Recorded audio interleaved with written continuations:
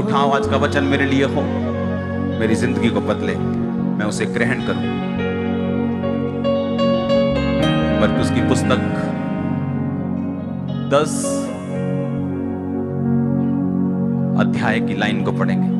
पतरस उससे कहने लगा, देख हम तो सब कुछ छोड़कर तेरे पीछे हो लिए हैं। यीशु ने कहा, मैं तुमसे सच कहता हूं, जो कोई ऐसा नहीं जिसने मेरे और सुसमाचार के लिए घर, भाइयों, बहन, माता पिता या बाल बच्चों और खेतों को छोड़ दिया हो और इस समय 100 गुना ना पाए, और भाइयों, बहनों, माताओं, बाल बच्चों, खेतों को पर सताव के साथ और परलोक में अनंत जीवन।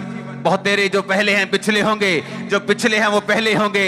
इस वचन के लिए जोर से बोलो आमीन, ऊंची आवाज से बोलो आमीन। आज जो वचन मैं आपको देने वाला हूं, ध्यान से सुनना। बहुत साल पहले जब मैं पहले दिन कॉलेज में गया, मेरा इंजीनियरिंग का कॉलेज, बहुत सारे लड़कों को मैंने देखा उधर, क्योंकि वो चंडीगढ़ के पास था। चंडीगढ़ के लड़कों को देखा, वो लड़ने में बहुत तेज थे। ऐसे स्टूडेंट्स थे, लड़ाई में बड़े तेज थे, लड़कियों के लिए बड़े वो अट्रैक्शन का कारण थे। एक लड़का जिसके पटे थे यहां तक, लड़कियों के जैसे जैसे लंबे लंबे उसने बाल रखे हुए थे, सब उसको देख के बोलते थे वाओ, लड़कियां बोलती थी वाओ, लड़के बोलते थे क्या बात है, बदमाशी में ये वो, एक आइकॉन था वो। नशों में चला गया, नशों में था। आज वो इस दुनिया में, उसको छोड़े हुए इस दुनिया को 15 साल हो चुके, शायद 14 साल हो चुके। दुनिया उसको एडमायर करती थी, लेकिन आज वो इस दुनिया में नहीं, मर चुका है। बहुत से ऐसे लोग नशा करते थे मेरे साथ, मेरे दोस्त, वो मर चुके, आज दुनिया में नहीं। मैं बचाया गया हूं, इसलिए आपके सामने खड़ा हूं और जीसस का थैंक्स करता हूं कि मैं जिंदा हूं, आज उनकी तरह मरा नहीं हूं। क्योंकि उसी कॉलेज में मैं था, उससे ज्यादा नशों में मैं चला गया था। आज सिंपल हम उसी तरह सेलिब्रेट नहीं करेंगे जिस तरह आम हम रीति रिवाजों के साथ करते हैं। आज आप वचनों को सुनेंगे और उस पर चलेंगे, और मेरा बिलीव है आपकी लाइफ आज सेम नहीं होगी यीशु मसीह के नाम में। लोग उसको एडमायर करते थे, लाइफ आपको ज्यादा मौके नहीं देती। यीशु मसीह ने कहा, जो मेरे लिए सब कुछ छोड़ देगा वो परलोक में अनंत जीवन भी पाएगा, और मैं यहां पर उसको घर भी दूंगा, यहां पर खेत भी दूंगा, यहां पे भाई भी दूंगा, यहां पे लोग भी दूंगा। यीशु मसीह ने कहा, अगर तूने मेरे लिए छोड़ दिया कुछ, अपने भाई को छोड़ दिया, क्योंकि तू मसीह में आया, तेरे भाई ने तेरा विरोध किया, तूने दोस्त को छोड़ दिया, कुछ टाइम के लिए घर को छोड़ दिया, कुछ टाइम के लिए खेत को छोड़ दिया, परमेश्वर ने कहा मैं सब कुछ तुम्हें दूंगा। उसने ये नहीं कहा मैं तुम्हें सिर्फ अनंत जीवन दूंगा। तो सिर्फ ऊपर देख, उसने कहा माता पिता, घर, बहन, भाई, खेत, घर, 100 गुना सब कुछ मैं दूंगा जो तुम मेरे लिए छोड़ देगा। जो लोग आज विश्वास में हैं, आप हर एक चीज को 100 गुना काटेंगे यीशु मसीह के नाम में। चुनाव हमारे सामने है। हम दुनिया की चकाचौंध में रह के मरना चाहते हैं, जिनको दुनिया अपना आइडल मानती है, उनको देखकर उनके पीछे नरक जाना चाहते हैं, या अपनी लाइफ आज यीशु मसीह को देना चाहते हैं। यहां कोई आपको इंप्रेस करने के लिए नहीं आया, यहां कोई गवाही खरीदी नहीं हुई। ये हर संडे का काम है, हर थर्सडे का काम है। 17 साल से टेस्टिमनी चल रही, 17 साल सिर्फ ये मिनिस्ट्री में, बाकी तो हजारों सालों से चल रही होंगी। आज आपको डिसीजन लेना है कि मुझे यीशु मसीह को अपना जीवन देना है, मुझे क्राइस्ट को अपनी लाइफ देनी है और अनंत जीवन प्राप्त करना है, और धरती पे भी अच्छा जीवन जीना है। तो या मुझे उन्हीं की तरह मरना है जो इस दुनिया में मर गए। परमेश्वर ने कहा, क्या फायदा होगा तुम्हें कि सारी दुनिया तुम्हें चाहे और लेकिन तुम्हारा प्राण नष्ट हो और तुम्हारी आंखें जब खुले तो नरक में खुले। आप तैयार हो बदलाव को देखने के लिए? ये दुनिया गवाह है, कोई बदलाव अपने आप नहीं हुआ। अगर आप दुबई में जाएं तो आप देखेंगे कि 30-40 साल पहले वहां पे कुछ नहीं था। आज दुनिया का हर व्यक्ति दुबई में रहना चाहता है। पता है क्यों? वहां की सेफ्टी, वहां के सिस्टम, वहां की चीजें, वहां का हर एक चीज लोगों को पसंद आ रही, और सेलिब्रिटीज भी वहां जाके रहना चाहते हैं। अगर आप न्यूज पढ़ते हैं आपको मालूम होगा। लेकिन ये बदलाव अपने आप नहीं हुआ, उस देश को चलाने वालों ने ये फैसले किए और उन फैसलों के कारण वो देश बदला। हाँ या ना? चाहे आप क्रिश्चियन हैं, चाहे आप यहां पे पहली बार आए, आपको ये वचन अगर ध्यान से आपको समझ आ गया, आपकी लाइफ, मैंने कहा 2022 में चेंज नहीं होगी। आप झंडों को गाड़ेंगे यीशु मसीह के नाम। और बोलते ना पंजाब में कि झंडे गाड़ देते अपा, मेरे को परमेश्वर की ये वर्डिंग है, आप झंडे गाड़ोगे 2022 में। अब ये होगा कैसे? इत्तेफाक नाम का कोई भी शब्द बाइबल में नहीं, इत्तेफाक नाम की कोई चीज बाइबल में नहीं।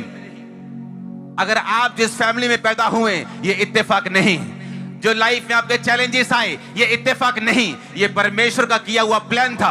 अगर आपकी लाइफ में बीमारियां और आपको प्रॉब्लम्स ना आती, आप आज यहां ना बैठे होते, मैं यहां प्रीच ना कर रहा होता।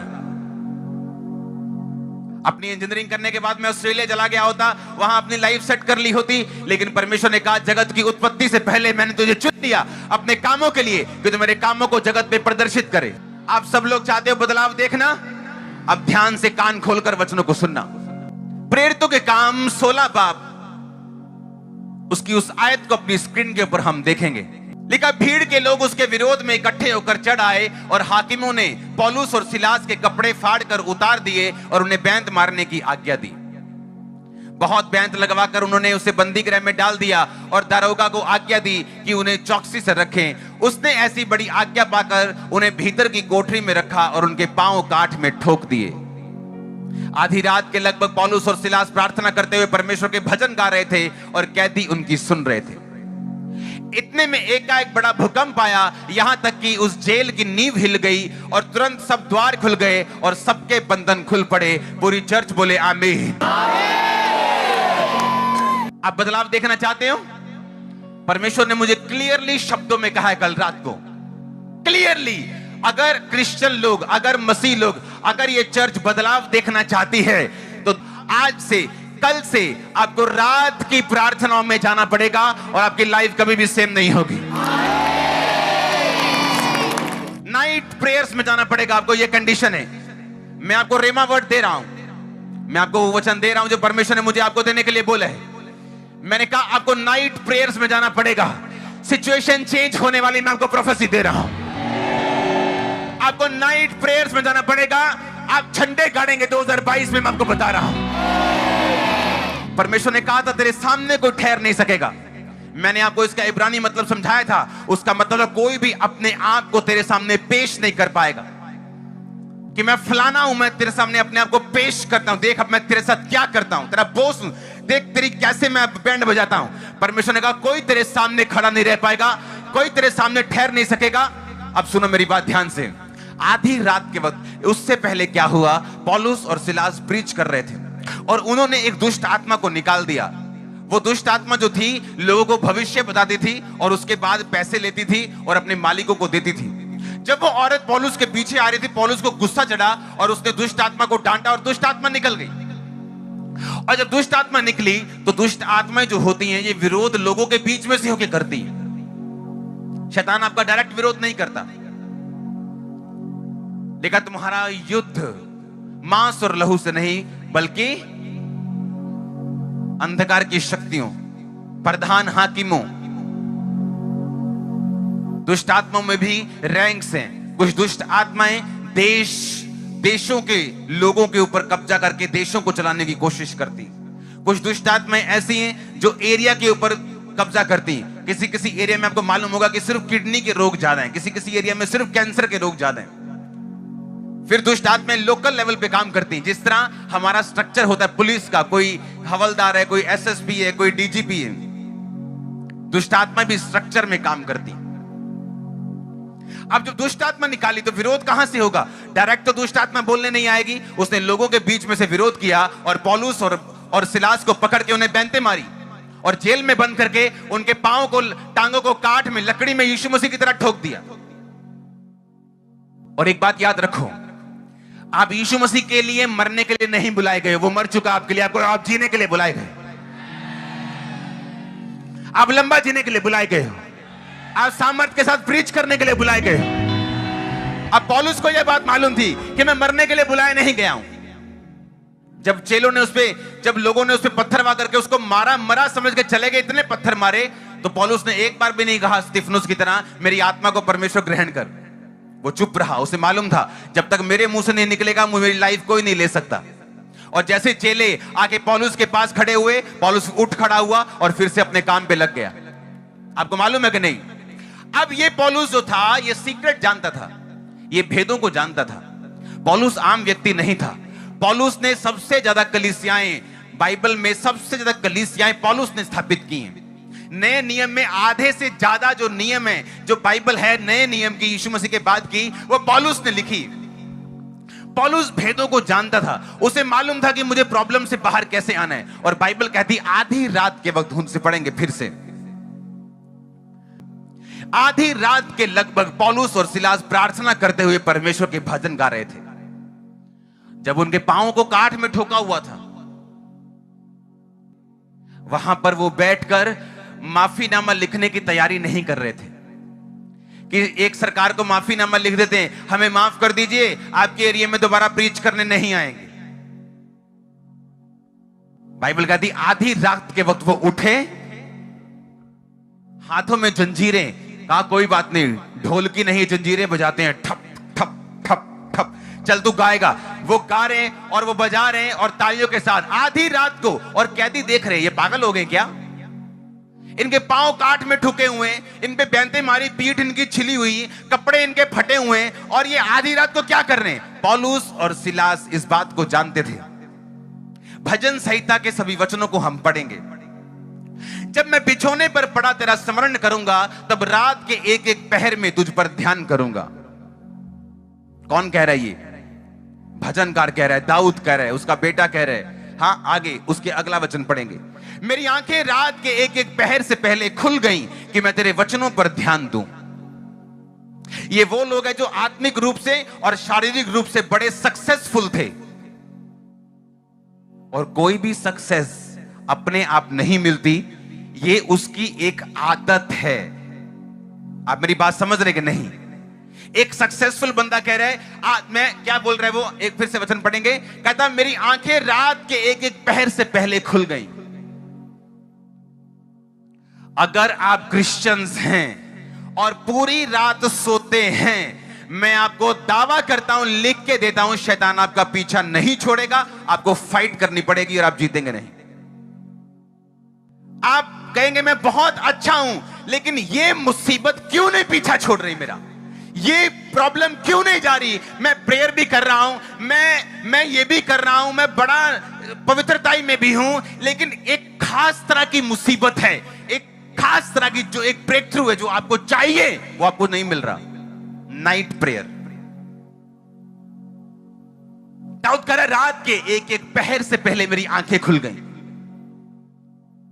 मेरी वाइफ जानती है रात को मैं कैसे प्रार्थना करता हूं। कुछ भी हो, नाइट प्रेयर को मैं अपने रूम में आपको मिलूंगा। जब परमेश्वर ने मुझे लोग देने शुरू किए, और वो लोग जब लाखों में होते गए, अगर आज आप यहां लाखों में बैठे, लाखों ओवरफ्लो में बैठे, लाखों ब्रांचेस में बैठे, जब लाखों लोग हुए, सुनो मेरी बात, तो आप जानते लोगों के दिल में क्या है मुझे नहीं मालूम। वो भीड़ को कैसे लेते मुझे नहीं मालूम, उनके लिए एंटरटेनमेंट है ये मुझे नहीं मालूम। लेकिन सुनो मेरी बात, लेकिन मैं परमेश्वर से बोल रहा था कि परमेश्वर, ये सारे लोग, किसी को कुछ प्रॉब्लम है, किसी को कोई प्रॉब्लम है, किसी को कुछ दिक्कत है, मैं प्रार्थना में कम होके, मैं अपने परिवार में बिजी होके, अपने काम में बिजी होके, कि चर्च कौन सा मुझे तनख्वाह देती है, तो मैं अपना काम भी साथ साथ करूं। मैं अपने काम में बिजी होके, अपने परिवार में बिजी होके इन लोगों को धोखा देना नहीं चाहता हूं। क्योंकि अगर मेरी प्रेयर 2 घंटे भी है, तब भी परमेश्वर को आपको भेजेगा। मैंने ऐसे पास्टर देखे गलत काम करके भी प्रचार करना नहीं छोड़ते। लेकिन मैं प्रभु से कहा, मैंने कहा परमेश्वर, मैं लोगों को और तुझे धोखा नहीं दूंगा। अगर तू मुझे इतने लोग दे रहे हैं, तो मैं घंटों तेरी हजूरी में बैठा करूंगा, ताकि जब मैं परमेश्वर की प्रेजेंस से यहां उठ के जाऊं, तो वचन तेरे लोगों के हृदय में जाए और दिल में छेद करे। आप मेरी बात समझ रहे कि नहीं? पौलुस और सिलास को सीक्रेट मालूम था, और वो सीक्रेट था नाइट प्रेयर। वो सीक्रेट था रात को परमेश्वर की प्रेजेंस में रहना। वो 2.5 घंटे हो सकता है, वो 3 घंटे हो सकता है, वो अगर आप पास्टर हैं वो 4 घंटे हो सकता है, वो 5 घंटे हो सकता है। लेकिन मैं आपको एक बात बता रहा हूं, अगर आपने ये सीक्रेट सीख लिया और नाइट आप परमेश्वर की प्रेजेंस में आपने जाना शुरू कर दिया, मैं आपको बता रहा हूं, वो यरीहो की दीवार कितनी बड़ी क्यों नहीं। मैं आपको प्रोफेसी दे रहा हूं, 2022 में गिरने वाली आपके सामने यीशु मसीह के नाम। आमीन ऊंचा चाहिए मेरे को। हालेलुया, जोर से बोलो हालेलुया। ये वो भेद है जो परमेश्वर के लोग जानते थे। किसी का दिल नहीं करता कि उसके पांव में कील ठुके हों, उसकी पीठ पर बैंतें पड़ी हों, उसकी बेइज्जती हो और रात को वो उठकर प्रार्थना करे। किसी का दिल नहीं करता, लेकिन उन्हें मालूम था कि यीशु मसीह इमोशनल परमेश्वर नहीं। हम इमोशन से रोएंगे तो वो हमें छुड़ाने वाला नहीं। हमें वचन पे चलना पड़ेगा और वचन के ऊपर हमें आना पड़ेगा। अब सुनो ध्यान से, लिखा आधी रात के जब वो आराधना कर रहे थे, उस जेल की नींव हिली, सबके बंधन खुले और लिखा वो सारे लोग आजाद हुए। दरोगा डर गया, लोग डर गए, जेलर डर गए, सब डर गए कि ये हो क्या रहा है। अगर आप यीशु मसीह की पावर को एक्टिवेट होता देखना चाहते अपनी लाइफ में, आज से आपको घुटनों पे रात में आना पड़ेगा, नाइट प्रेयर्स आपको करनी पड़ेगी। एक और वचन पढ़ेंगे हम, उत्पत्ति। अब ध्यान से समझना, उत्पत्ति। उनके देखते ही याकूब ने कहा ये तो परमेश्वर का दल है, इसलिए उसने उस स्थान का नाम महनेम रखा। तब याकूब ने सैयर देश में अर्थात एदोम देश में अपने भाई एसाव के पास दूत भेजा और उसने आज्ञा दी, मेरे प्रभु मेरे भाई एसाव से ये कहना कि तेरा दास याकूब तुझसे यूं कहता है कि मैं लाबान के यहां परदेशी होकर अब तक रहा। मेरे पास गाय बैल भेड़ बकरियां गधे दास दासियां, और मैंने जो कुछ प्रभु के पास इसलिए संदेश भेजा है कि तेरे अनुग्रह की दृष्टि मुझ पे हो। वो दूत याकूब के पास लौटकर कहने लगे, हम तेरे भाई एसाव के पास गए थे, वह तुझसे भेंट करने के लिए 400 पुरुष संग लिए चला आता है। याकूब जब बाइबल कहती है अपने देश को चला, परमेश्वर ने कहा जा अपने देश में और अपने लबान को छोड़ दे और जा अपने देश में, मैं तेरे साथ हूं। और रास्ते में जा रहा है और उसने दूत भेजा, उसने अपने एक लड़के को भेजा, उसने कहा जा मेरे भाई एसाव से बोल कि मेरे पास गाय बैल बकरियां सब कुछ है और मैं तेरे पास कुछ भेंट भेजता हूं, मेरी भेंट को ग्रहण कर। वो दूत वापस आके याकूब को बोलता है तेरा भाई 400 बंदे लेके तुझसे मिलने के लिए आ रहे हैं। आप अपने रिश्तेदार को 400 बंदे लेके जाते हो मिलते? अगर आप किसी अपनी नानी के घर जा रहे हो तो 400 बंदे लेके जाते हो, 100 बंदे लेके जाते हो, 50 लेके जाते हो। लेकिन जब लड़ने जाना हो किसी ने तो वो 400 बंदा लेके जाता है। जब फाइट करनी हो तो बंदे लेके जाता है, जब मन साफ ना हो तो वो बंदे लेके जाता है। हाँ या ना? कोई 400 बंदा लेके मिलने नहीं जाता। अगर उसकी सिक्योरिटी भी होती तो हाथ से हाथ 25 बंदे ले जाता, पर 400 बंदा लेके मिलने के लिए गया। जब याकूब ने ये सुना कि वो 400 आदमी लेकर मुझसे मिलने के लिए आ रहा है, बाइबल कहती वो डर में पड़ गया और वो घबरा गया। और बाइबल कहती उसने अपनी औरत को अपने बच्चों को दल दल करके आगे भेज दिया और रात को पीछे रह गया। और जब वो अकेला रह गया रात को, बाइबल कहती उसने पौ फटने तक यानी फुल नाइट तक, जब तक भोर नहीं हुई, उसने प्रार्थना की और वो स्वर्गदूत के साथ लड़ता रहा। 24 आयत को हम पढ़ेंगे। याकूब आप अकेला रह गया और कोई पुरुष पौ फटने तक उससे मल्ल युद्ध करता रहा, यानी एक स्वर्गदूत उससे लड़ता रहा आगे। जब उसने देखा कि मैं याकूब पर प्रबल नहीं होता तो उसने उसकी जांघ की नस को छुआ और याकूब की जांघ की नस उससे मल्ल युद्ध करते ही चढ़ गई। उसने कहा मुझे जाने दे क्योंकि भोर होने वाली है। याकूब ने कहा जब तक तू मुझे आशीर्वाद ना दे तब तक मैं तुझे जाने नहीं दूंगा। उसने याकूब से पूछा तेरा नाम क्या है? उसने कहा याकूब। उसने कहा तेरा नाम अब याकूब नहीं इज़राइल होगा, क्योंकि तू परमेश्वर से और मनुष्यों से भी युद्ध करके प्रबल हुआ है। याकूब को मालूम था कि जो मुसीबत मेरे सामने है इसमें मेरी स्ट्रेटजी काम नहीं करेगी, मेरी मिन्नतें काम नहीं करेंगी, क्योंकि याकूब ने एक समय अपने भाई को धोखा दिया था और अब उस धोखे को बैक करने का, पे बैक करने का टाइम आ चुका था। वो डर गया, उसे मालूम था अब एक ही चीज मुझे बचा सकती है, वो है रात प्रार्थना। और वो पूरी रात प्रार्थना करता रहा और स्वर्गदूत के साथ यानी युद्ध करता रहा। और स्वर्गदूत ने कहा मुझे जाने दे, भोर हो गई। उसने कहा नहीं, जब तक तू मुझे ब्लेस नहीं करेगा। उसने कहा तेरा नाम क्या है? स्वर्गदूत ने कहा, उसने कहा मेरा नाम याकूब है। याकूब का मतलब है धोखा देने वाला। उसने कहा अब से तेरा नाम याकूब नहीं इज़राइल होगा, जिसका मतलब है शुद्ध मन वाला। उसने कहा क्योंकि तू धोखा देने वाला है इसीलिए तेरा भाई तुझे मारने के लिए आ रहा है, क्योंकि अब तेरा न्याय का टाइम आ चुका है। आप मेरी बात समझ रहे कि नहीं? जो तू बोएगा वो तू। अब याकूब को मालूम था कि मुझे अगर ये मुसीबत से बचना है, मुझे कुछ बदलना पड़ेगा। और वो रात प्रार्थना में गया और स्वर्गदूत ने उसके नाम को चेंज किया। और जब उसने नाइट प्रार्थना की, परमेश्वर ने एसाव के दिल को बदला और उसने उसे मारने का विचार छोड़ दिया। अब आपको समझ आ रही वो मुसीबत क्यों आपका पीछा नहीं छोड़ती। अब आपको समझ आ रही कि वो खास एक तरह की मुसीबत जो बार बार जिससे आप फाइट कर रहे हैं, वो क्यों आपको छोड़ के नहीं गई। वो डिले जो आप एक्सपीरियंस कर रहे हैं अपने फाइनेंस में, अपनी मैरिड लाइफ में, अपनी मैरिज होने में, वो देरी जो अपने कामों में आप महसूस कर रहे हैं, उसके पीछे अब क्या कारण है आपको समझ आ रहा होगा। परमेश्वर ने यह नहीं देखा कि ये पौलुस और सिलास है या याकूब है। उसने कहा अगर तू मेरे वचनों के ऊपर चलेगा, रात के कहता एक एक पहर के पहले मैंने तेरे वचन के ऊपर क्या दिया, ध्यान दिया। इसका मतलब उसने बाइबल पढ़ी होगी, उसने प्रेयर की होगी, उसने परमेश्वर की ओर ध्यान लगाया होगा। आपकी बॉडी रात को रिपेयर करती है अपने आप को, पता है कि नहीं? जब आप सोते हैं तो आप फ्रेश उठते हैं। फ्रेश का क्या मतलब, क्या हो जाता है अंदर? क्योंकि सारा दिन आपके दिमाग में, आपके दिल में, आपके ब्लड में आप काम करते हैं, मशीनरी को चलाते हैं। और रात को जब आप सोते हैं, आपकी मशीनरी अपने आप को रिपेयर करती है। और जब सुबह आप उठते हैं, आप फ्रेश होते हैं। एक शरीर को मालूम है कि रात को मुझे अपने रिपेयर करनी है, अपना काम करना है। लेकिन आत्मिक लोगों को यह मालूम नहीं कि अगर शरीर अपना काम रात को करता है तो आत्मा भी अपना काम रात को करती है। लेकिन उसे मालूम नहीं, उसे सोना है 9 बजे, उठना है सुबह 8 बजे। आपने तो रिकॉर्ड तोड़ दिए हैं सोने के। रात को 10 से 12 बजे आप फेसबुक चला सकते हैं, रात को 10 से 12 आप कंप्यूटर चला सकते हैं, आप ब्लू फिल्में देख सकते हैं, लेकिन प्रेयर नहीं कर सकते। इसलिए हालत ऐसी हो चुकी है। मेरी लाइफ का बिगेस्ट ब्रेक थ्रू, सबसे बड़ा मोड़ आने से पहले, ये सुखविंदर इस बात का गवाह है, 8 घंटे, 12 घंटे, 10 घंटे रोज की प्रार्थना थी मेरी, एवरी डे। जब मैं प्रार्थना करने के लिए प्रेयर के रूम में घुसता था तो इनमें से कुछ लोग भाग जाते थे।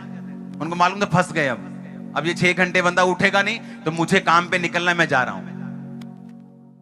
और मैं नहीं जानता कि मैं इतनी प्रार्थना क्यों कर रहा हूं, लेकिन परमेश्वर का आत्मा मुझे बोलता है प्रेयर करना है, प्रेयर करनी, कंटिन्यू प्रेयर, रात को प्रेयर, सुबह प्रेयर, दिन को प्रेयर, दोपहर को। सुनो, मेरी वो कॉलिंग थी कि परमेश्वर ने बड़े काम के लिए मुझे तैयार करना था। उसने मेरी लाइफ में कुछ ऐसे ब्रेक थ्रू थे जो मेरी सिंपल प्रार्थना से मुझे नहीं मिल रहे थे, मेरी वेट के बावजूद नहीं मिल रहे थे, पवित्रताई के बावजूद नहीं मिल रहे थे। बाइबल कहती है यहोशू अपने लोगों के साथ गया, परमेश्वर ने कहा ये देश मैं तेरे अधिकार में देता हूं, जा लड़ और जीत। तो बाइबल कहती है जब वो लड़े तो लड़ाई से देश को शांति मिली। और हमारा युद्ध देश के साथ नहीं, समाज के साथ नहीं, शैतान के साथ है। जब आप शैतान के साथ युद्ध करेंगे आपको शांति मिलने वाली है। उसने कहा जब उन्होंने लड़ाई की और परमेश्वर के वचन के अनुसार उस देश को जीता, तो लिखा लड़ाई के बाद उस लड़ाई से उस देश को शांति मिली। क्योंकि ये वो लड़ाई नहीं जो लोग करते हैं, एक दूसरे के खिलाफ, एक पॉलिटिकल पार्टी दूसरे के खिलाफ, ये वो लड़ाई नहीं, ये आत्मिक लड़ाई है जो हम शैतान के खिलाफ करते हैं। और अगर हम लड़ेंगे तो शांति पक्की है यीशु मसीह के नाम में। जोर से बोलो हालेलुया। पहला शमूएल 15 उसकी 11 आयत में लिखा, मैं शाऊल को राजा बना के पछताता हूं, यहोवा ने कहा, क्योंकि उसने मेरे पीछे चलना छोड़ दिया, मेरी आज्ञाओं का पालन नहीं किया। तब शमूएल का क्रोध भड़का और वो रात भर यहोवा की दुहाई देता रहा। उस देश को चेंज होने से पहले, शाऊल के उतरने से पहले और दाऊद के चुने जाने से पहले, बाइबल कहती है वो एक प्रार्थना का बीज था जो शमूएल रात भर परमेश्वर को देता रहा। लिखा वो रात भर परमेश्वर के सामने रहा, रात भर परमेश्वर की दुहाई देता रहा कि परमेश्वर इस राजा ने तेरी बात को सुनना बंद कर दिया, इसे बदल और अपने मन मुताबिक बंदे को भेज। और रात प्रार्थना करने के बाद और रातों को दुहाई देने के बाद परमेश्वर ने कहा मैंने दाऊद को चुन लिया जो उससे बेहतर काम करेगा। मैंने दाऊद को चुना जो मेरे मन के अनुसार काम करेगा। रात का रिजल्ट, नाइट प्रेयर का रिजल्ट, जिसको आदत लग गई नाइट प्रेयर करके रिजल्ट लेने की, ये एक बड़ी अच्छी आदत है जो आपको लेनी होगी, नहीं तो आप सोचते रहेंगे। इमेजिन करो अगर रात भर प्रार्थना करने का वचन मैं काट दूं तो सिर्फ फिर क्या रह जाएगा कि परमेश्वर भी पछताता था और शमूएल भी दुखी था। वो दुखी रहा, शाऊल से दुखी रहा, बस वो दुख ही रहता अगर वो रात भर प्रार्थना करके उस दुख को चेंज ना करता। तो मैं बहुत दुखी हूं क्योंकि मेरा पति नशेड़ी है। मैं बहुत दुखी हूं क्योंकि मेरे बच्चा नहीं। मैं बहुत दुखी हूं क्योंकि मेरा फाइनेंस काम नहीं कर रहा। मैं बहुत दुखी हूं क्योंकि ये मुसीबतें मेरा पीछा नहीं छोड़ती। तो क्या करें फिर? सारी दुनिया दुखी, तुम भी दुखी हो, तो कोई फर्क नहीं पड़ता जब तक तुम घुटनों पे आने का फैसला नहीं करते, जब तक तुम परमेश्वर के सामने रात को जाने का फैसला नहीं करते। दुखी रहो, फिर क्या करने? उसने वचन में लिखा, वचन कभी पढ़ा नहीं। उसने कहा मांगो तो दिया, खटखटाओ तो तुम्हारे लिए, ढूंढो तो तुम। सिर्फ मांगना नहीं कहता, साथ ढूंढना पड़ेगा, साथ खटखटाना पड़ेगा। और कब तक खटखटाना होगा? और रात को खटखटाना होगा, सुबह खटखटाना होगा, दोपहर को खटखटाना होगा। आमीन। लूका 6 उसकी 12 आयत में लिखा, उन दिनों में जब वो पहाड़ पर प्रार्थना करने गया तो परमेश्वर से प्रार्थना करने में सारी रात बिताई। बाइबल की पहली किताब उत्पत्ति से लेके, बाइबल के पहला राजा शाऊल से लेके, जो फर्स्ट किंग था यीशु मसीह का, यानी यहोवा का, इस्राएल का। मैं सच कह रहा हूं कि नहीं? बाइबल की पहली पुस्तक, बाइबल का पहला राजा, नबियों से लेके, दाऊद से लेके, सुलेमान से लेके, यीशु मसीह से लेके पौलुस तक ये जानते थे कि रात की प्रार्थना नहीं होगी तो बंधन नहीं टूटेंगे। सब जानते थे, सब जानते थे। याकूब जानता था रात की प्रार्थना होगी तो काम होगा, इसलिए उसने सारी औरतों को बोला कि औरतें जाओ, बच्चे जाओ, सब चले जाओ, मुझे रात अकेले रह के प्रार्थना करनी। शमूएल जानता था कि अब मुझे चेंज करना है, और चेंज छोटा मोटा नहीं है, एक राजा बदलना है, एक देश बदलना है। रात प्रार्थना की। यीशु मसीह जानते थे कि पिता का बोझ मुझ पे है, पिता का काम मुझे करना है, चेले चुनने, काम करना है, लेकिन सारी रात पहाड़ के ऊपर प्रार्थना की। पौलुस जानता था कि अब मैं बंधनों में हूं, लेकिन बंधन से मुझे मेरे रोना छुड़ा नहीं सकता, मेरा करलाना छुड़ा नहीं सकता, लेकिन आधी रात के बाद वो आराधना करने के लिए, प्रार्थना करने के लिए और भजन गाने के लिए उठे। भजन संहिता के उन वचनों को फिर से पढ़ेंगे स्क्रीन के ऊपर। 119, 148, 63 और 6 दोनों को पढ़ेंगे। भजन संहिता 119 की 148 में लिखा, मेरी आंखें रात के एक एक पहर से पहले खुल गईं कि मैं तेरे वचन पर ध्यान करूं। अपनी आंखों को बंद करो और बोलो ये बात अपने आप को, मेरी आंखें रात के एक एक पहर से पहले खुल गईं कि मैं तेरे वचनों पर ध्यान दूं। बोलो अपने आप को।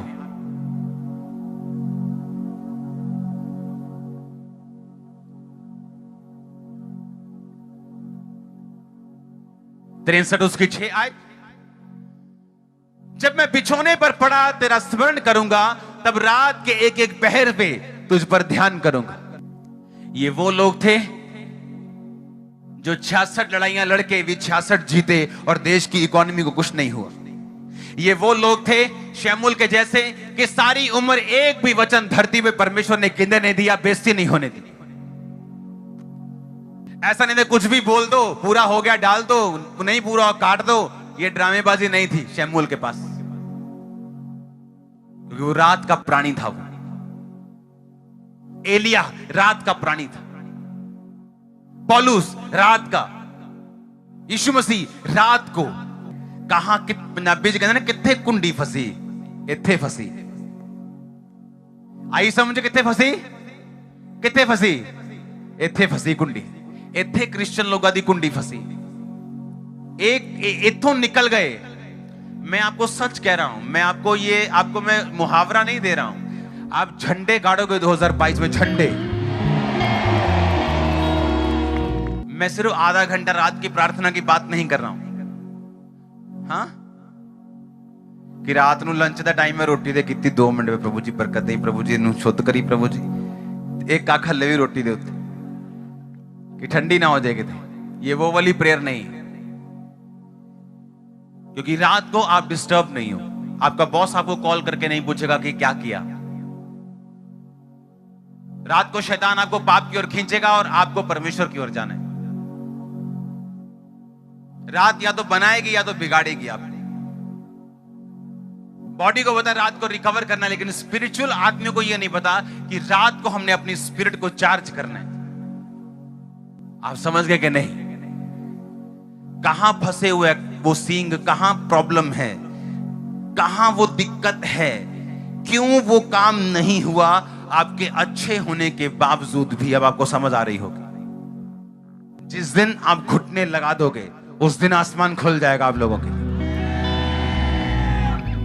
जिस दिन आपने सोच लिया कि नाइट आज से खुदा बंद की है, अब औरतों को मालूम है कि मुझे घर का काम करना है, मुझे खाना बनाना है, अपने घर की देखभाल करनी, तो विजडम से रात को प्रार्थना कर सकती। आदमियों को मालूम है टाइम कब निकालना है और कब प्रार्थना करनी। टाइम किसी के पास नहीं, टाइम निकालना होता है, अपनी चीजें निर्धारित करनी होती, अपनी प्रायोरिटी निर्धारित करनी होती कि मेरे जीवन में प्रथम क्या है, ये निर्धारित करना पड़ता है हमें।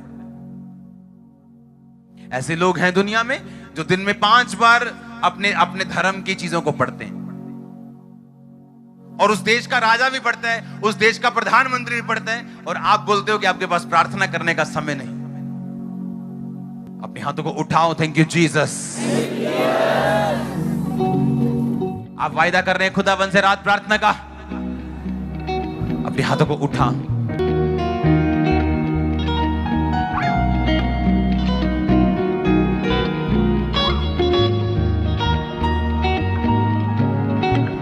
ऊंची आवाज में अपने हाथों को उठाते हुए, अपने गुनाहों की क्षमा को मांगते हुए और वायदा करते हुए कि आज से प्रार्थना की जिंदगियां सेम नहीं होंगी।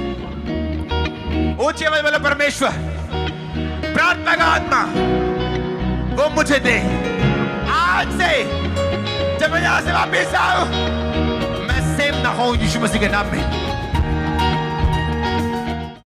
हमारे YouTube चैनल को सब्सक्राइब करें ताकि आप परमेश्वर के गहरे भेदों को जान सकें कि कैसे आप परमेश्वर में बढ़ सकते हैं, कैसे आप दुष्ट आत्माओं से, नशों से, बीमारियों से और वंशों के श्रापों से आजाद हो सकते हैं।